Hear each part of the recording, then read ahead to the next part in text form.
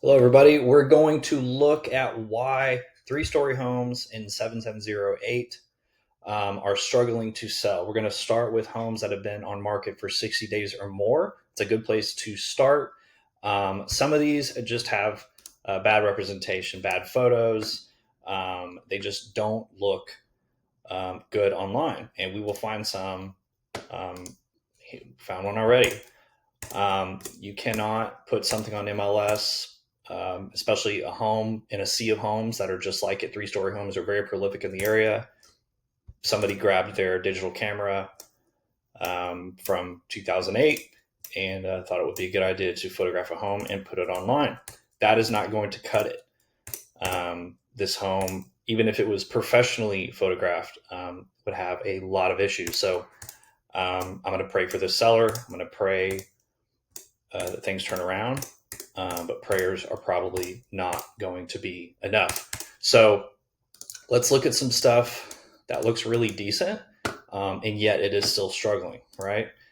And then I'll dive into why. So here's something started at 524, but let's go back to 2022 when they got it 455.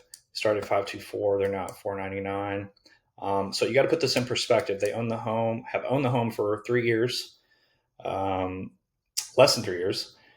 And initially they were trying to make roughly, what is that, $80,000? Sorry, 50, 70, about $80,000 return, 3 years. It's pretty steep. I don't think they're aiming way too high, but they're probably going to need to go lower. An objection on a home like this, because there are so many like it, aside from that, it's going to be the shared driveway space. You can see it's tight quarters. A lot of people don't like to share space. But online, it looks really good. These are super clean finishes, professional photography. This is the type of stuff people are going to want, at least. Carpet is probably going to be an objection on this one. These finishes are not crazy. Looks like some sort of flex space or bathroom. Can't really tell. Either way, looks super decent. Here's another one on the higher end as far as square footage. Looks like it has a rooftop terrace. That's really cool. It's young. Let's look at the archive. Here we go. Another one bought in 2020 when the rates were low, inventory was low. Came back on market about 5 years later, less than, and trying to make $120,000 return. In percentage, that's a lot. That's like a 70% return. I could be wrong about that because I suck at math, but they're a lot closer to where they probably should be, but they're probably going to need to be sub 400 to get the job done. It does at least look decent online. This looks like some treated wood. Great shot here.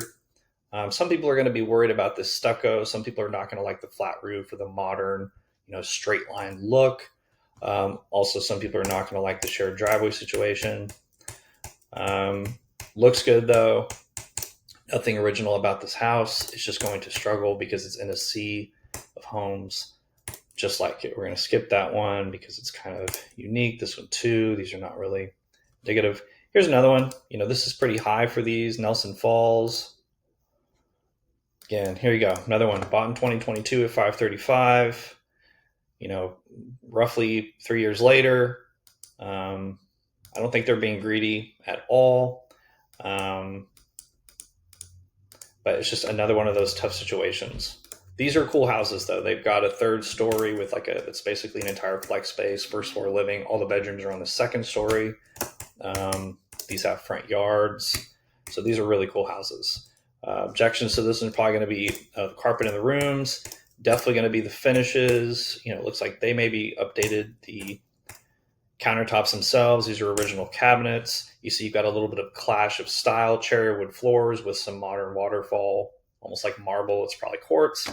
And then like coffee, earth tone, late 2000 sort of finishes. So it's a little bit of a clash there. Where it really becomes problematic is the carpet, and then once you get into the bathrooms, like stuff like this. Not everybody's going to like this or be able to accept it. They're just going to want to change it. They're going to be looking at their insurance, their mortgage payment, and then the cost of making these updates in their mind. So this is going to be tough. All right. So why are there so many of these three-story homes struggling to sell? Because this is a pretty tight area. All right, there's just one zip code, just three-story, 60 days or more, and you've got 71 matches. That's just this product.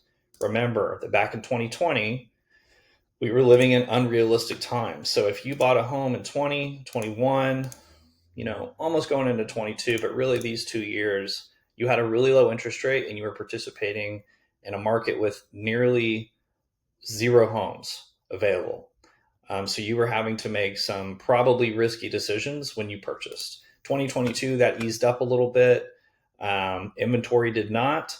So the price escalation eased up, but the relief in inventory just wasn't enough. It really didn't start until the rates got hiked up. Inventory increased a little bit. You saw the appreciation start to plateau, but then it got right back to the average, which is where we're at now. But 20 and 21, going into 22, this sort of 24-month period is really wild. And if you bought a three-story home in a highly desirable area, you may have overpaid, and you're just now realizing that. And now you're on market in a sea of homes because the inventory has increased. Now we're at 4.5 months of inventory, 30% increase from last year. And it's going to be tough. So you need to be firing on all cylinders. If you're not doing everything right, and that includes the person you're working with, you're going to struggle. Hope this was helpful.